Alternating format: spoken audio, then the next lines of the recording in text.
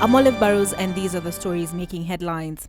Pastor James Nganga has been arrested over the Limuru accident and is due in court. He was arrested just hours after moving to court in a bid to block his prosecution. The Director of Public Prosecutions, Keriako Tobiko, on Tuesday approved his prosecution on the charge of causing death by dangerous driving. He's also facing charges for lying about his role in the accident that claimed Masinjeri's life and for fleeing the scene. The International Criminal Court's Appeals Chamber on Wednesday reversed the trial chamber's decision not to refer Kenya to the Assembly of State Parties for non-cooperation in the case that faced President Uhuru Kenyatta. The Appeals Chamber has sent ICC prosecutor Fatou Bensouda's application back to the trial chamber for a new determination after finding that there were errors in how it came to its decision in the first place. The chamber will decide if it has discretion to make a finding of non-compliance and to refer the matter to the ASP, even where it had been determined that a state has failed to comply with a request for cooperation, and even if the chamber has such discretion, whether the chamber erred in its exercise of its discretion. Bensouda has blamed the Kenyan government's alleged non-cooperation for the collapse of her case against President Uhuru Kenyatta. The prosecutor raises two grounds of appeal.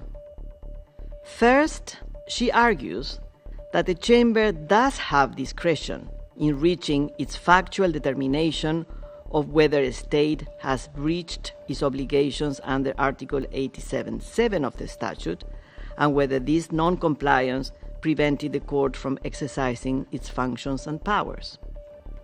However, she argues, once these findings have been made, the chamber has no further discretion. Deputy President William Ruto has asked police chiefs in the East African region to adopt high-tech communications in the fight against terror and other emerging criminal activities.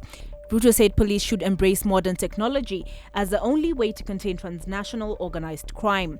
Speaking during the official opening of the 17th Eastern Africa Police Chiefs Organizations Conference at a Naivasha hotel on Wednesday, the Deputy President said technology was vital in monitoring, detecting and preventing crime.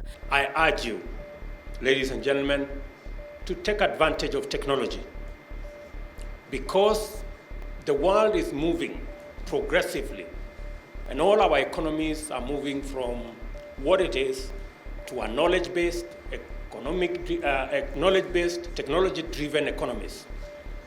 We have to be a step ahead of criminals by leveraging on the practical gains of technology in making sure that we deal with crime within our borders and transnational crime as well. For more on these and other stories, subscribe to our YouTube channel, Capital FM Kenya.